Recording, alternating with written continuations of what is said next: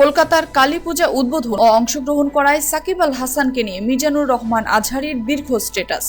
সম্প্রতি কলকাতায় একটি পূজা মণ্ডপে কালী পূজা উদ্বোধন করেছেন সাকিব আল হাসান। কলকাতার যে কটি বড় কালী পূজার আয়োজন করা হয় তার মধ্যে কলকাতার আমরা সবাই ক্লাবের পূজা অন্যতম। কলকাতায় কালী পূজা উদ্বোধনে বরাবরই দেশ বিদেশের সেলিব্রিটিদের মঞ্চে দেখা যায়। এবার উদ্বোধনে দেখা গেল বিশ্বসেরা ক্রিকেট অলরাউন্ডার সাকিব আল হাসানকে। উদ্বোধনের দিন সন্ধ্যায় ঘোড়ায় টানা রথে করে ক্লাব প্রাঙ্গণে পৌঁছান সাকিব আল হাসান। এরপর ফিতা কেটে মণ্ডপে প্রবেশ করেন তিনি। পরে প্রদীপ জ্বালিয়ে পূজার উদ্বোধন করেন।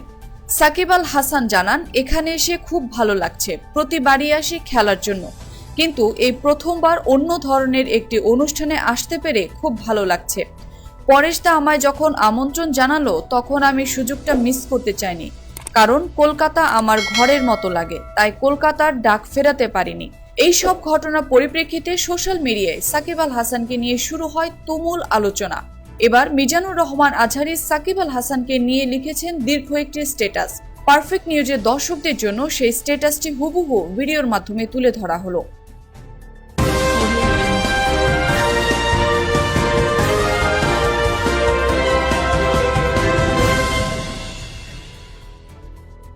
মিজানুর রহমান আজহারী লিখেছেন, ধর্মীয় স্বতন্ত্রতা, সক্রিয়তা ও পরিমিতিবোধ। ধর্মীয় সম্প্রীতি বা সহাবস্থান মানে এই নয় যে অন্য ধর্মের শিরকি কার্যকলাপে অংশগ্রহণ অথবা তাদের পূজা পার্বণে উদ্বোধন করা। ইসলামের ধর্মীয় সম্প্রীতি বলতে আমরা অমুসলিম প্রতিবেশীদের সঙ্গে সদাচরণ, তাদের সাথে প্রয়োজনীয় হালাল ব্যবসায়িক লেনদেন, ক্রয় বিক্রয়, সামাজিক সৌহার্দ্যপূর্ণ আচরণ এবং বিপদে কিংবা দুর্যোগে মানবিক সহায়তা প্রদান ইত্যাদিকে বোঝায়।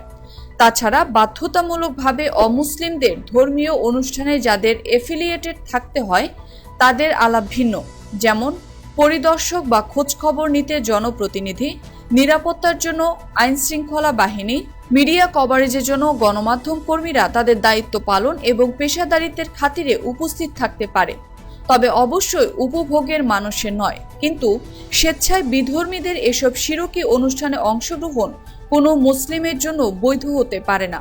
ওমর আল ফারুক রাদিয়াল্লাহু তাআলা আনহু বলতেন, তোমরা কাফির মুশরিকদের উপাসনালয়ে তাদের উৎসবের দিনগুলোতে প্রবেশ করো না, কারণ সেই সময় তাদের উপর আল্লাহর গজব নাজিল হতে থাকে। মুসান্নাফ আব্দুর রাজ্জাক। মুসলিম কেউ পূজা উদ্বোধন করার মানে হলো এক আল্লাহ ব্যতীত কল্পিত দেব দেবীর উপাসনাকে সমর্থন দেওয়া, যেটা ইসলামের মৌলিক প্রাণসত্তাকে নষ্ট করে।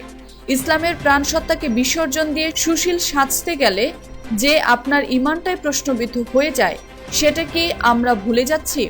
আসলে সুশীলতারও একটা মাত্রা বা সীমারেখা থাকে। কতটুকু করতে হয়, কতটুকু বলতে হয়, এটাও জানতে হবে।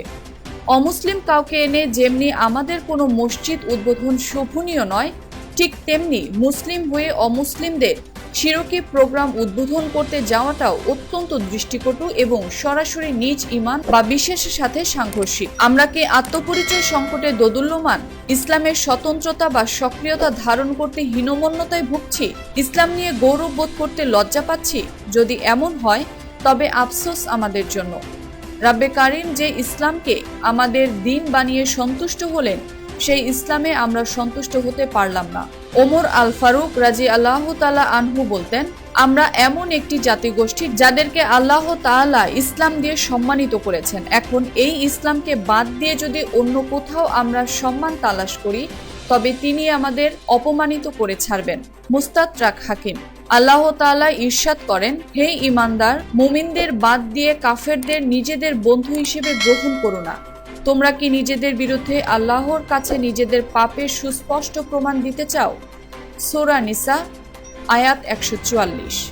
তোমার কাছে এবং পূর্ববর্তী সমস্ত নবীর কাছে এই ওহী পাঠানো হয়েছে যে যদি তুমি শিরকে লিপ্ত হও তাহলে তোমার সকল আমল ব্যর্থ ও নিষ্ফল হয়ে যাবে এবং অবশ্যই তুমি ক্ষতিগ্রস্তদের অন্তর্ভুক্ত হবে।